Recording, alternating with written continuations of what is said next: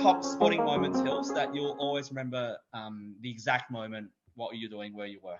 Yeah. If I was to distill it down to three, I think the first one's very obvious. 2017 Richmond flag. I, I reckon I watched. Wonder why, Hills. Tell me why.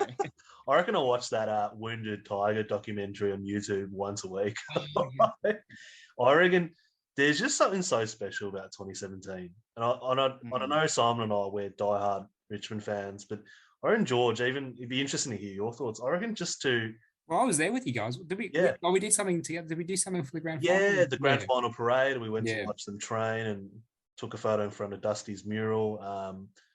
I just feel like even for non-Richmond supporters, 2017 was just. I reckon we had two of the best years of footy in the modern era. You had the dog years 2016 and Richmond 2017. Just two absolute underdogs. They're probably very much starved of success, but there was just something so special about 2017.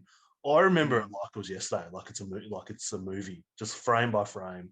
I can pretty much just recite that entire game. So is that a clear top? That's gold medal. That's your number one sporting moment. That is by far my favourite sporting moment, and I don't think anything will surpass that, to be honest. And I love it because it obviously lasts more than like a few seconds. This is like a whole week worth of moments in that. I reckon that entire final series, like that month, September was just the best month of. So just 2017 was just your favourite moment of all time, pretty much. Yeah. I don't know if anything could top it. Like it would take something really, really special. So that's clear cut number one. Clear cut. What takes silver medal, Hills, in your?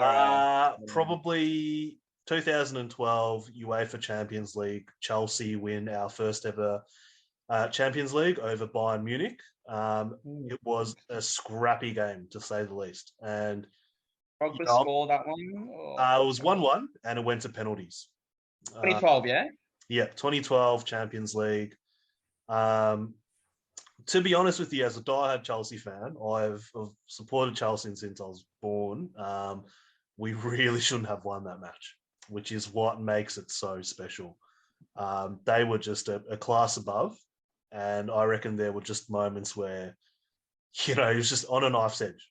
Any second, and they could have ran away with it, but somehow the lads just found an extra gear and they were just really defensively resolute. And I'll never forget. I reckon I would have been 15 or 16, would have been in year 10, would have been about 5 a.m., 6 a.m. in the morning. This was on SDS as well, I believe, when they were still showing the Champions League. And I still remember when Didier Drogba converted the goal, I reckon I woke up half of Glen Waverley. I was just screaming because that was special. In fact, I have goosebumps now talking about it. Sounds like a cathartic moment there, Hills. Wow. Yeah. I genuinely I genuinely have goosebumps talking about it. It's the unbridled joy. I know what you mean. Like you just for a moment, just something takes over and you just can't control yourself and your emotions. Well, I mean, Hilson, that's an amazing top two. I'm trying to work out. I'm trying to even think about how did you even like differentiate them? Like the way you talk about seeing your beloved Blues win their first. Was it their first? Did you say their first Champions League? Yeah. So we've only won two. So we won last year, which again was pretty special. Kai Havertz converts that counter-attack goal. But don't get me wrong, I think last year was special as well, but nothing beats that first win. That was incredible. That's a very worthy top two. I'm just wondering what could top it off with a third one. What's your number three?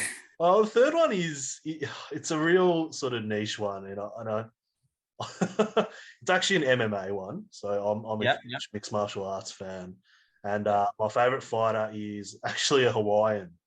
So it's Max Holloway. So when we first got into MMA, it was very much Max Holloway who we gravitated towards. He was obviously really young. I think he started fighting when he was 16, 17, which is just, I don't know how healthy that is, taking so many head knocks at that age. And I wouldn't recommend any of my students do it. But I'd have to say when he fought Calvin Catter last year, and he broke the record for most strikes thrown in a match. And there was that awesome moment where he's screaming at the commentator booth saying, "I'm the best boxer in UFC," and he's not even paying attention to his opponent, but he's dodging all the punches. I reckon that was straight out of a movie. I actually don't know how he did it, but for about 5 seconds, he's just dodging, weaving his head. He doesn't get hit. And I just thought, gee whiz, put that on a billboard or a poster somewhere. Because I think that match was, just such a great moment. But also, fighters like Max Holloway are just such a good representative for MMA. I think it gets a bad rap because everyone thinks they're all sort of knuckleheads. But I reckon, I'd love to sit down with like any skeptics and just watch a MMA event because it is. I think fighting in general, whether it's boxing, MMA, karate, wrestling, jiu-jitsu, I think it is the closest thing to like it's the most visceral and expressive metaphor for life. Like it is literally life and death.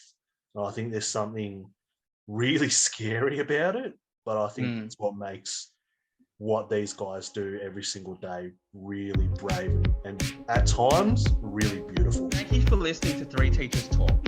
Remember to click like and subscribe to keep up to date with our latest conversation. Keep the conversation going by giving us feedback and let us know what you'd like to talk about next. Thank you.